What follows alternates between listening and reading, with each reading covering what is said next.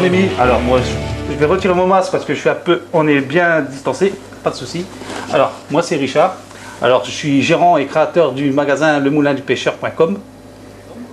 J'ai aussi maintenant un magasin à Avesnes-les-Aubert dans le secteur centre. Mon premier travail sur lemoulinduPêcheur.com a toujours été de concevoir des farines fraîches.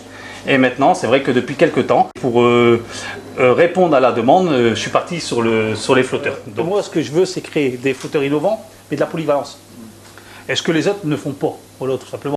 Moi, personnellement, je suis venu pour ces fameux flotteurs à antenne interchangeable, parce que c'est super dur à trouver sur le marché.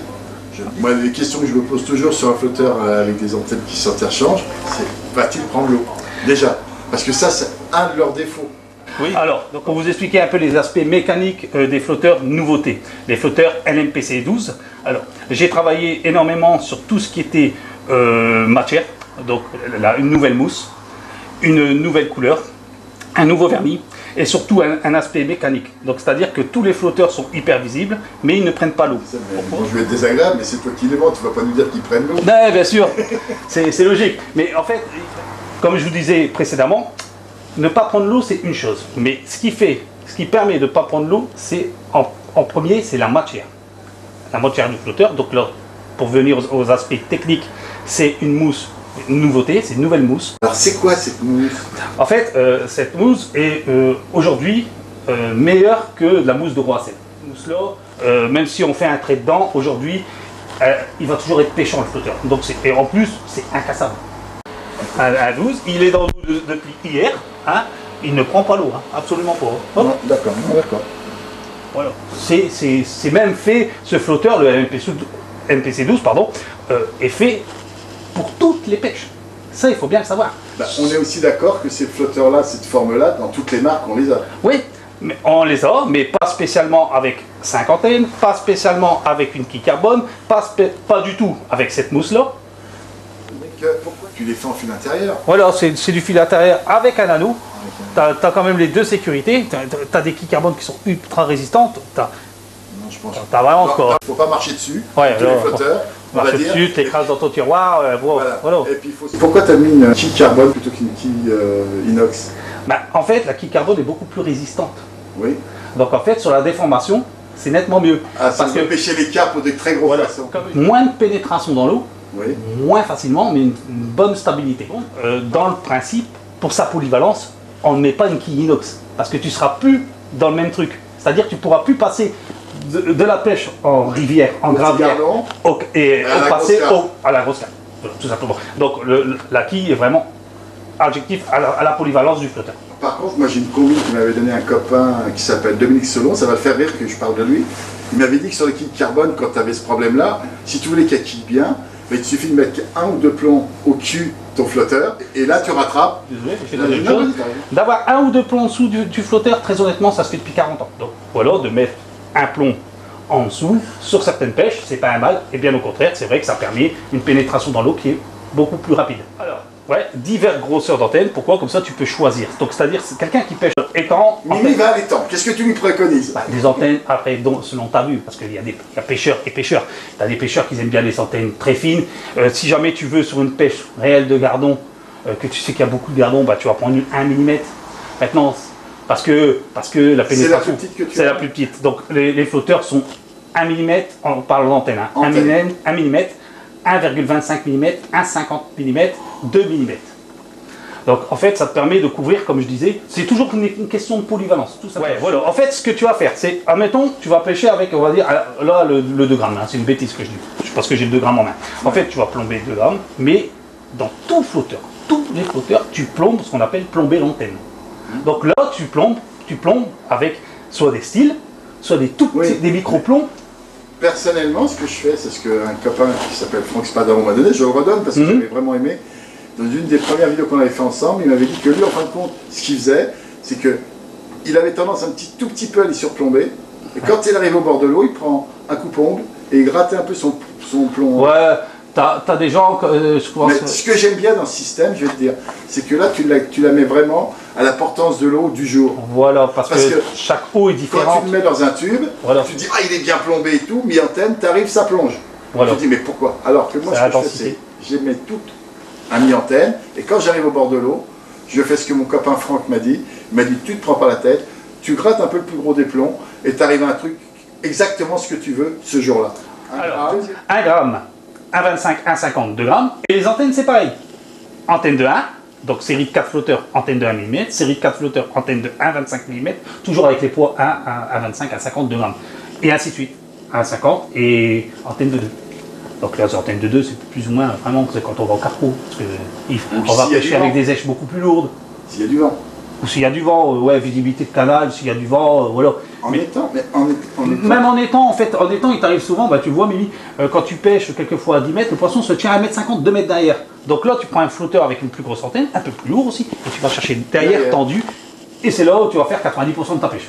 Le 2 mm, il va être vraiment privilégié pour les carpodromes, parce que tu vas pêcher avec des éches volumineuses, maïs, pelé, terreau. Donc en fait, là, ce qu'il y a, c'est que tu plombes à ras et après ton plombage d'antenne se fait avec quoi? Ah bah avec ton éche tout simplement. Je préconiserais le 2 mm pour plus de pêches de carpe. Ouais, 1,50, 2 mm pour les pêches de carpodrome. De gros poissons avec de grosses de gros poissons. De gros poissons tout simplement. Voilà. Et alors, 1 mm et 1 mm 25. Pour les pêches d'étang classiques. Étang, canal, petit canot. Avec un petit courant. Mais là, le problème, c'est que c'est 1 gramme là, la plus petite. Voilà, mais ça c'est... Là, on est dans la première série du 12. Tu vas en faire d'autres? Parce qu'il y aura 0,3, 0,5, 0,7. Quand, à peu près? Il faut compter encore 2-3 mois. Et aussi 3 grammes, 4 grammes, 5 grammes, 6 grammes. Par contre, les fameux plombs de touche, toi, tu préconises combien? Moi, je peux à 2 minimum, voire 3. 3 de la même taille? 3 de la même taille, toujours. Parce que tu vas pêcher dans certains étangs, tu vas devoir quelquefois sur des beaux poissons doubler ton plomb de touche. Parce qu'il y a c'est du fond, c'est quoi? Il y a un courant de fond? C'est parce qu'en fait, il faut vraiment qu'il se pose. Ça bouge pas. Il ne faut pas que ça bouge d'un poil. Alors, c'est surtout aussi quand tu mets ça, bah, tout autre compétiteur te le dira, c'est même si tu pêches avec des flotteurs assez légers. Parce que là, tu stabilises ta ligne, tout simplement. Voilà, tu la stabilises en bas, même en ayant un flotteur plus léger en haut. Ça, c'est pas un problème. Voilà. Et surtout aussi dans les pêches de canot, sur les brèmes. C'est bien doublé, voire triplé. Donc en fait, sur la prise en bouche, c'est pas trop lourd, mais ça stabilise ta ligne. Donc en fait, Mimi, c'est le surnom de mon fils Rémi. Donc j'ai voulu absolument lui donner. Que moi, je me bats pas. Voilà. Et je pense que dans l'avenir, même d'autres auront le nom de mes fils. Alors écoute, moi personnellement, je trouve que c'est plus sympa d'avoir un nom de un Mimi ou un Jean-Luc. Voilà, parce que RS, c'est Richard Samier, 1, 2, 3, ça c'est les RS. Déjà, c'est mon nom. Les LMPC. Ah, bah merci de nous expliquer. Voilà. Les LMPC, c'est le moulin du pêcheur.com. Là, on va dire 24 heures, le flotteur ne prend pas l'eau. Et ça, c'est vraiment hyper important pour tout pêcheur. Par contre, regarde, je vais te faire voir une astuce. C'est ici, tu as le Mimi 1, ok, avec son antenne plastique. Okay. Donc, sur le Mimi, je vais mettre, d'origine, il a une antenne plastique, donc l'antenne plastique 2 mm, ok, et je vais maintenant lui mettre une antenne fibre 2 mm, donc l'antenne fibre d'un LMPC 12, tout simplement. Voilà. Donc si on a les deux séries, on peut se permettre de changer les couleurs d'antenne. Toujours aussi étanche. Toujours aussi étanche, sauf qu'on va partir sur une antenne fibre, donc qui est un peu moins porteuse.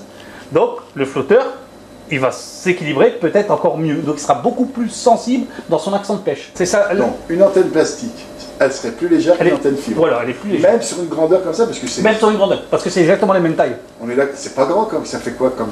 35, donc 3,5 cm. Voilà, sur 3,5, il y a une différence. Il y a une différence. Donc tu as vu comment, dans la vidéo, on le voit il y a quelques secondes, comment il était plombé le Mimi avec son antenne plastique rouge. Donc là, on va le mettre dans l'eau avec l'antenne fibre bleue. Comme ça, vous voyez bien la couleur du bleu. Plombé à l'arrache, comme je t'avais dit tout à l'heure. Mais regarde, il est plombé à mi-antenne. Il est parfaitement pêchant. Alors que tout à l'heure, il était à ras de... Il était pêchant, un peu comme le LMPC 12 qui est là. Donc tu vois, là, c'est vraiment l'effet de la portance de l'antenne. De passer d'une plastique très porteuse à une fibre. Ok. Donc en fait, quelquefois, d'avoir des antennes supplémentaires dans ta caisse, si tu trouves que ton flotteur est pas assez plombé à ton goût, juste de passer d'une antenne plastique à une fibre, tu as augmenté ta façon de pêcher. En fait, ton flotteur sera plus pêchant et il y aura moins de refus de touche. Et là, on revient à ce que tu disais tout à l'heure, à force de pêcher avec ces flotteurs-là, quand tu en as pris vraiment l'habitude, tu pourras jouer avec ça, qu'un autre, on ne pourra pas le faire. Voilà, en fait, c'est un petit peu ma conception des flotteurs, c'est-à-dire que tu as des flotteurs super polyvalents, super pêchants, et avec qui t'ouvre un panel de... Ouais. Le seul truc chez moi, tout le monde le sait maintenant, c'est vrai que moi je vends quasiment uniquement les flotteurs en série. Alors je vais te dire, pour moi, c'est pas mauvais parce que souvent, ce qui nous arrive dans les marchés antiques de pêche, quelle que soit la marque, souvent, tu n'as pas la série complète. Et c'est pour ça que tu vas me prendre d'argent. Toi, le grand commerçant qui veut gagner plein de sous. Ah, c'est terrible. Alors, je t'explique, regarde, on va donner une ordre de tarif. T'imagines, le Mimi, admettons. Une série de Mimi, c'est 8 flotteurs. Ok? Tu pars du flotteur de 0,5 au 3 grammes. Ça te coûte 16 euros. Alors, 16 euros. L'équivalent de 2 séries, puisque tu as l'antenne jaune et l'antenne rouge. C'est comme si tu achetais 2 séries distinctes. Ouais. Toi, mettons, tu vas pêcher qu'avec les jeunes parce que tu vas être les jeunes. Mais c'est ça la polyvalence. C'est qu'en fait, le flotteur, directement, est adapté à toi. Est-ce que tu m'en voudras beaucoup si je mets un coup de marqueur noir sur le rouge? Ah bah après tu fais ce que tu veux, mais tu sais que dans l'avenir, ça c'est une chose que je proposerai, c'est que tu auras des antennes supplémentaires, fibres et plastique avec des couleurs supplémentaires. Et là on a pu voir dans la vidéo qu'en fait l'importance, ça peut amener un petit peu. Après ça va pas révolutionner ta pêche, mais ça peut t'aider. Ça peut aider fortement, parce que c'est vrai que juste en changeant l'antenne, tu as une finesse qui apparaît directement, tu es mieux plombé, tu es plus stable. Voilà. Donc ça c'est vraiment important. Donc, alors, 16 euros pour les Mimi. Les 4 flotteurs LMPC 12 en antenne 1 mm ou 1,25 ou 1,50, ça c'est toi qui choisis ta série, ça te coûte 12 euros. 12 euros, ça fait 3 euros le Si je veux la série complète, ça me fait du 24, 48 euros. Ah, les 4, oui. Ouais, 92. Donc tu as 16 flotteurs à 5 antennes. Dis-toi que si tu aurais les flotteurs par rapport à leur couleur d'antenne par chaque flotteur. Je suis là. Ouais, je vais te dire, grâce à ça, je vais essayer justement le flotteur Schtroumpf. Le Schtroumpf. Toi, tu me dis qu'il est bon. Ah, moi, tous les tests ont prouvé que vraiment, moi, quand j'ai pêché avec. Je prends la série Mimi et après, je te dis, j'ai que 24 euros. Lesquels tu me mettrais en SPC? Eh ben, moi, ce que je prendrais, c'est la pêche fine et la pêche grosse. Je prendrais le 1 mm et le 2 mm, les deux extrêmes. Tu prendrais les deux extrêmes. Les deux extrêmes. Pourquoi c'est là où on va Parce que là, tu vas pêcher les gardons avec celui-là, pas de problème, tu vas pêcher les gardons, les poissons de passage en étang. Et après, si tu as envie d'aller pêcher au carpodrome ou en rivière, bah, tu vas pêcher avec une antenne un peu plus porteuse. Tout simplement. Dans un canal où ça tire. Ouais, dans un canal où ça tire, tu vas pouvoir tenir ta ligne correctement. Là, tu auras vraiment les deux pêches.